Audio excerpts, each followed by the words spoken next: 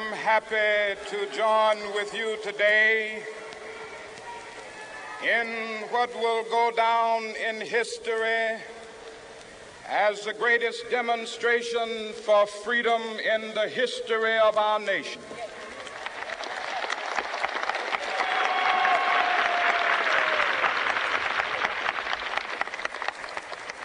Five score years ago, a great American in whose symbolic shadow we stand today signed the Emancipation Proclamation. This momentous decree came as a great beacon light of hope to millions of Negro slaves who had been seared in the flames of withering injustice. It came as a joyous daybreak to end the long night of their captivity. But 100 years later, the Negro still is not free.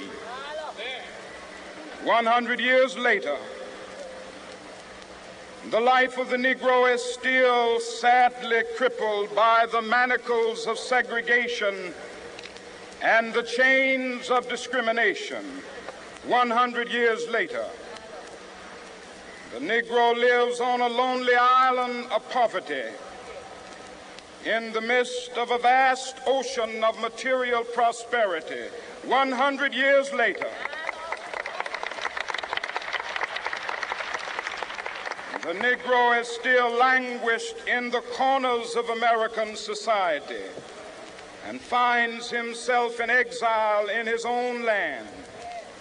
And so we've come here today to dramatize a shameful condition.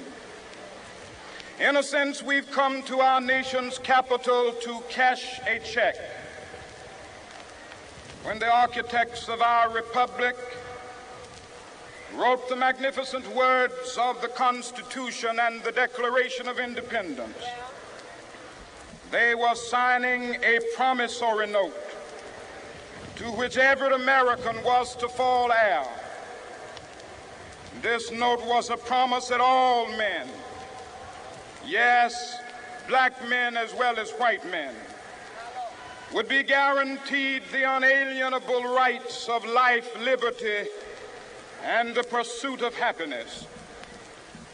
It is obvious today that America has defaulted on this promissory note insofar as her citizens of color are concerned.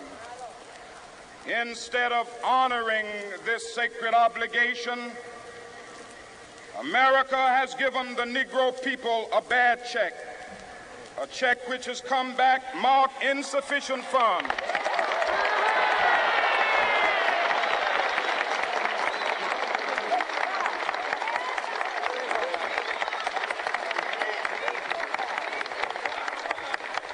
But we refuse to believe that the Bank of Justice is bankrupt. We refuse to believe that there are insufficient funds in the great vaults of opportunity of this nation. And so we've come to cash this check, a check that will give us upon demand the riches of freedom and the security of justice.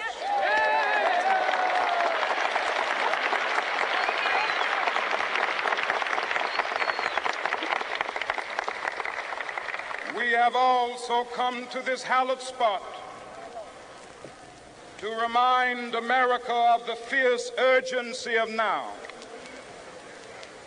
This is no time to engage in the luxury of cooling off or to take the tranquilizing drug of gradualism.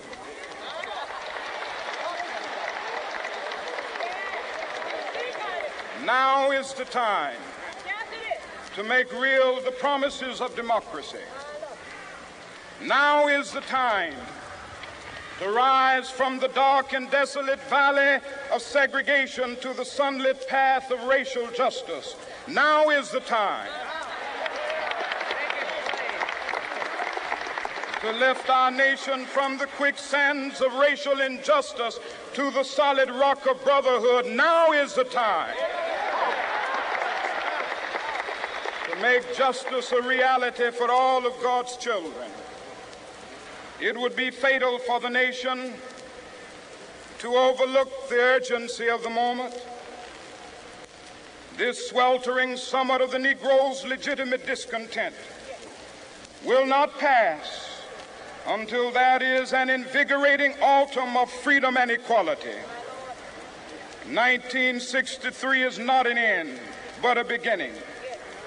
Those who hope that the Negro needed to blow off steam and will now be content will have a rude awakening if the nation returns to business as usual.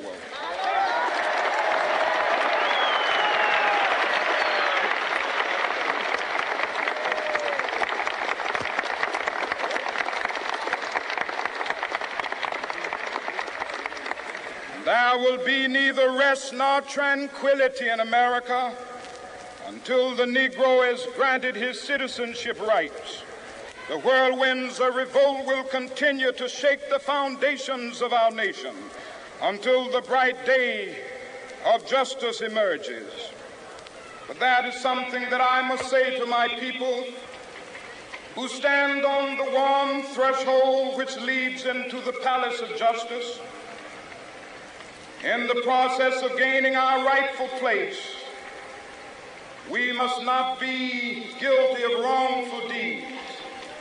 Let us not seek to satisfy our thirst for freedom by drinking from the cup of bitterness and hatred.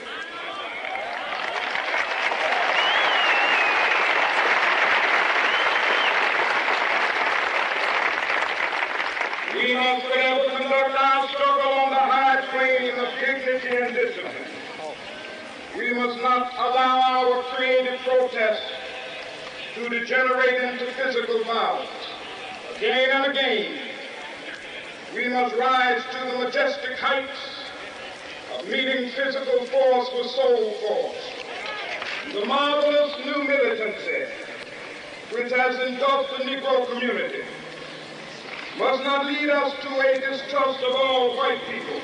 For many of our white brothers, as evidenced by their presence here today, have come to realize that their destiny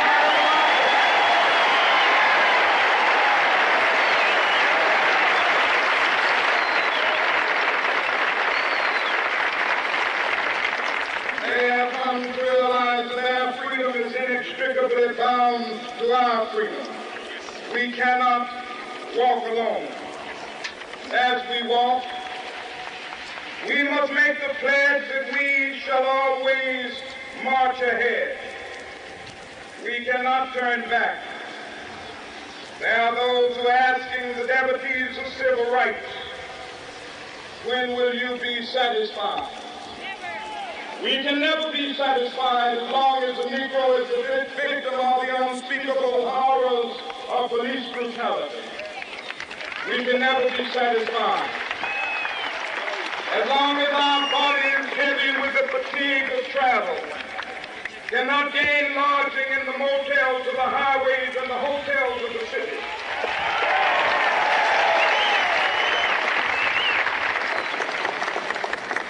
We cannot be satisfied as long as a Negro in Mississippi cannot vote and a Negro in New York believes he has nothing for which to vote.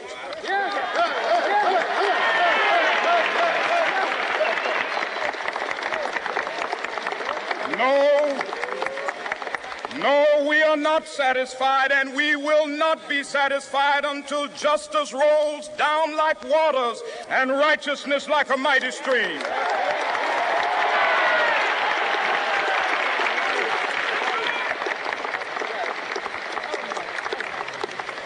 I am not unmindful that some of you have come here out of great trials and tribulations.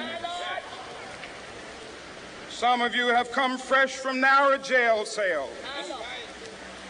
Some of you have come from areas where your quest for freedom left you battered by the storms of persecution and staggered by the winds of police brutality. You have been the veterans of creative suffering. Continue to work with the faith that unearned suffering is redemptive. Go back to Mississippi. Go back to Alabama. Go back to South Carolina. Go back to Georgia. Go back to Louisiana. Go back to the slums and ghettos of our northern cities, knowing that somehow this situation can and will be changed. Let us not wallow in the valley of despair. I say to you today, my friends,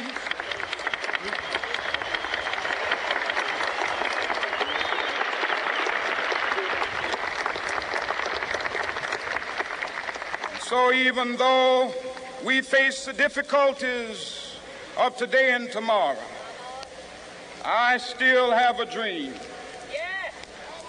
It is a dream deeply rooted in the American dream. I have a dream that one day this nation will rise up and live out the true meaning of its creed. We hold these truths to be self-evident, that all men are created equal.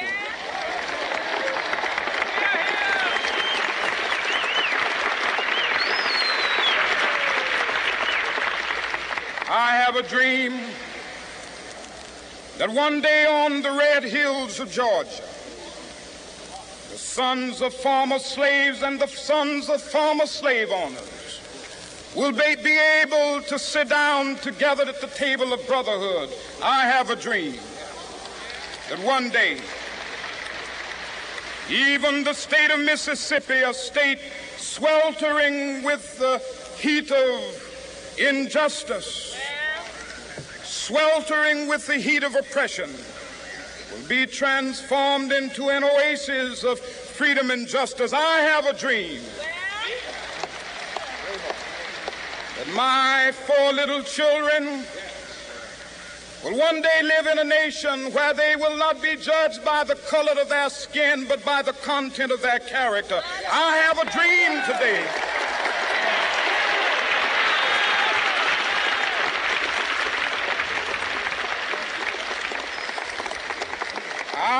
a dream that one day down in Alabama, with its vicious racists, with its governor having his lips dripping with the words of interposition and nullification, one day right there in Alabama, little black boys and black girls will be able to join hands with little white boys and white girls as sisters and brothers. I have a dream today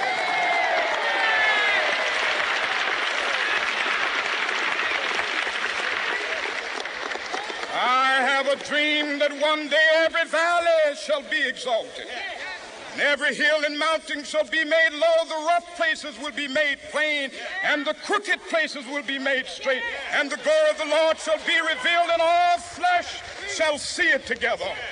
This is our hope. This is the faith that I go back to the South with. With this faith, we will be able to hew out of the mountain of despair a stone of hope. With this faith, we will be able to transform the jangling discords of our nation into a beautiful symphony of brotherhood. With this faith, we will be able to work together, to pray together, to struggle together, to go to jail together, to stand up for freedom together, knowing that we will be free one day. This will be the day. This will be the day when all of God's children will be able to sing with new meaning, "My country, tears of thee. Sweet land of liberty, of thee I sing. Land where my fathers died, land of the pilgrim's pride. From every mountainside, let freedom ring. And if America is to be a great nation, this must become true. And so let freedom ring. From the prodigious hilltops of New Hampshire, let freedom ring. From the mighty mountains of New York, let freedom ring. From the heightening Alleghanies of Pennsylvania, Let freedom ring from the snow-capped Rockies of Colorado. Let freedom ring from the curvaceous slopes of California. But not only that, let freedom ring from Stone Mountain of Georgia. Let freedom ring from Lookout Mountain of Tennessee. Let freedom ring from every hill and molehill of Mississippi, from every mountainside. Let freedom ring, and when this happens, when we allow freedom ring, when we let it ring from every village and every hamlet, from every state and every city, we will be able to speed up that day when all of God's children, black men and white men, Jews and Gentiles, Protestants and Catholics, will be able to join hands and sing in the words of the old Negro spiritual, free at last, free at last. Thank God Almighty, we are free at last.